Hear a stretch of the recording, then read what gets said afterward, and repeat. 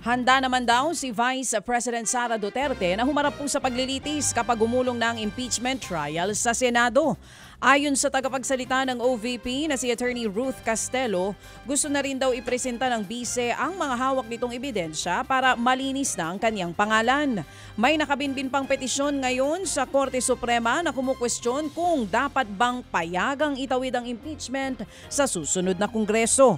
Kaya ayon sa tagapagsalita ng bise, sakaling magdesisyon ng Korte Suprema na hindi ituloy ang trial, naniniwala ang kampo ng Vice Presidente na mas makakatipid daw ang bansa dahil dito. Nagsumiti na rin ang courtesy resignation si Palace Press Officer Attorney Claire Castro. Kasunod po yan ang direktiba ni Presidential Communications Office Acting Secretary Dave Gomez kung saan pinagsusumiti niya ng courtesy resignation ang mga taga-PCO.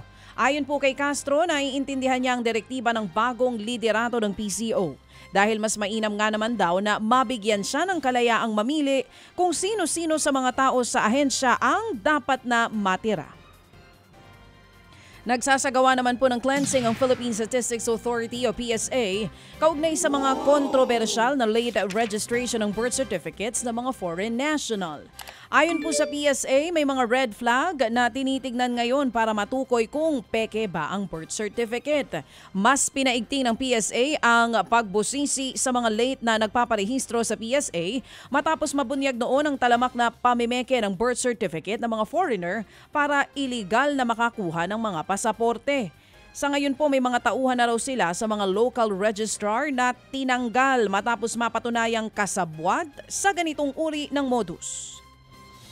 Meron na din po kami mga terminate ng mga personnel na involved dito sa mga outlet. Ang alam po namin po, DG Chacha, ito ay may 4 na personnel ng Santa Cruz, Davao ang nakasuhan na po ng NBI.